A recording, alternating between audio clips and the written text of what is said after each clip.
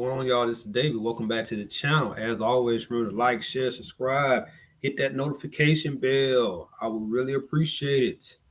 As always, we got one rule. Our number one rule, only rule: do your own research. I am not a financial advisor.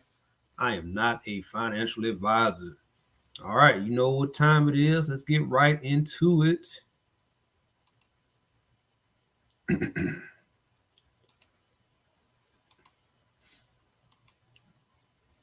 Let's see what this market is doing today. The Dow had a crazy day, right? Crazy day today. Ended up 1%, 387 points today. And for the week, the Dow is up 284 points. So fought back and got some of those red days back. I'm not mad at that at all. For the year to date, you see the Dow is up still 254 points. Almost going on 1%, but 254 points, still not bad for the year. Better than the red, right? So in the S&P on the day is up 64 points, back over that 4,000 mark. Remember, a lot of experts say we would have been at about 3,200 right now, but we're still sitting over 4,000 in the S&P.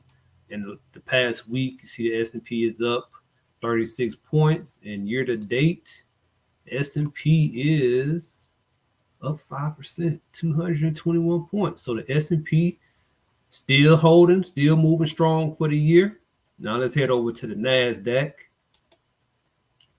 the one that I needed to move more. But hey, it's after a tough year, it's trying to climb back. And you see for the day up almost 2%, up 226 points. So if you're investing, just make it a habit every day to check to see how the Dow, the S&P, and the NASDAQ is doing, so you can kind of keep a pulse on what's going on in the market.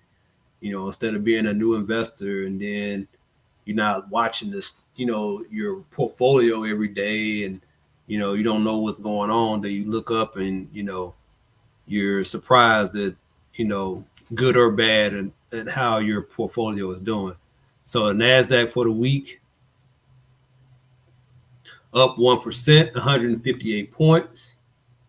And year to date for the NASDAQ is up 12%. I like that. 12%, 1,300 points. So hopefully we can get back. I think at its high, it got up to like 16,000. So we're still a little ways from that, but it's a start, right? It's a start. So I want to jump into some additions that we made this week. So give me a second. I talked about my watch list last week, but we did make 2 additions today, actually. So let's take a look. Give me 1 second here.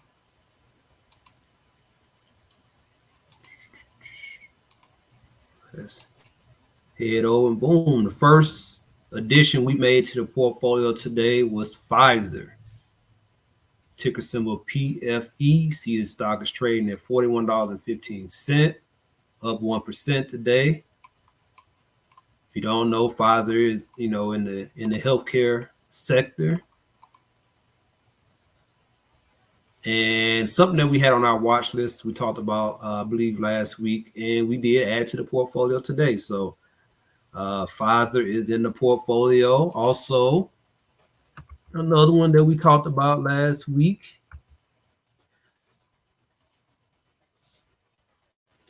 Johnson & Johnson. So we have added Johnson & Johnson, ticker symbol JNJ, to the portfolio. Closed today at $154, up 1% on the day.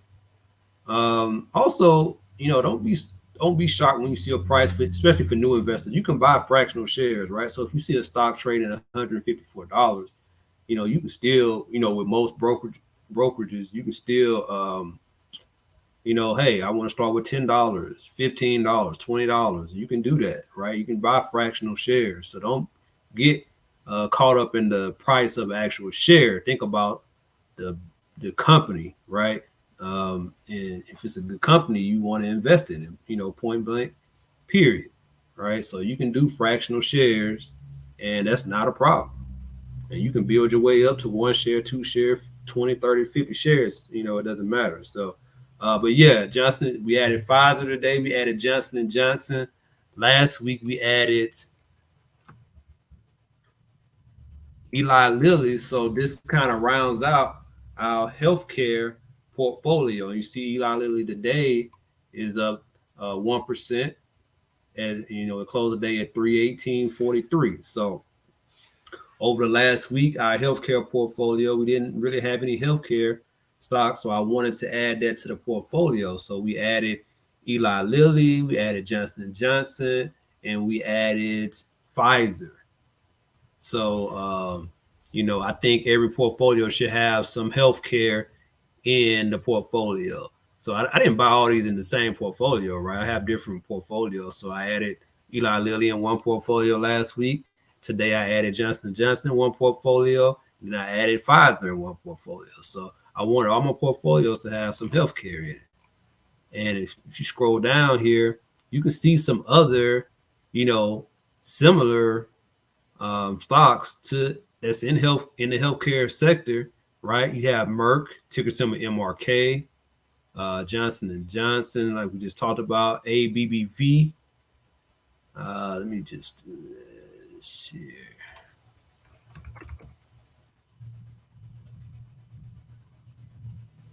Right. Also in the healthcare sector, you have Merck, ticker symbol MRK. You have ABB. ABV is a very popular stock, pays a pretty nice dividend, currently trading at $156, up 1% on the day. I've had this stock one time in the past. Wouldn't mind adding it back at some time in the future. Plays a healthy dividend here. That's not bad at all. Let's see what other healthcare stocks. Let's see, BMY is also.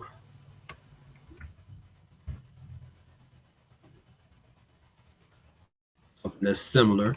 I don't know too much about BMY, but yeah, every portfolio should have some healthcare in the portfolio. And we just added Pfizer, we just added Johnson and Johnson, we just added Eli Lilly last week. So if you don't have healthcare in your portfolio, you should definitely make a watch list or something with some healthcare positions to eventually add to your portfolio. Like I said, I think every portfolio should have some healthcare. And we added some defense last week with Raytheon. I'm gonna be looking for some more defensive stocks as well to add to the portfolio. But healthcare.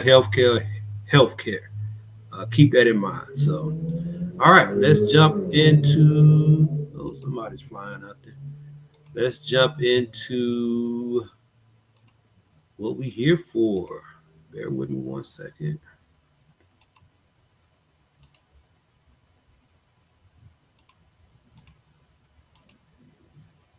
Let's get right into our challenges, right? So here we are at week 9 of our SCHD VOO challenge.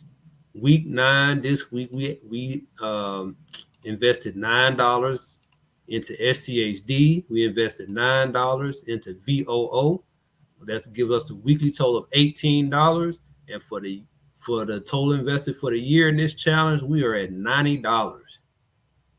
Right, so that's $45 for each fund. We've invested $45 into each fund for this challenge. So that's $90 total. And yeah, man, we on week 9. Week 10 is next week. It's gonna start getting interesting, right? So I probably have to make some adjustments to other positions that I'm investing in to make sure that I keep up with this challenge. Because once we get into week 15 and week 20, you're going to see, each week is going to start adding up, and it's adding up pretty quickly. So, but like I say, these are two funds that I'm excited about.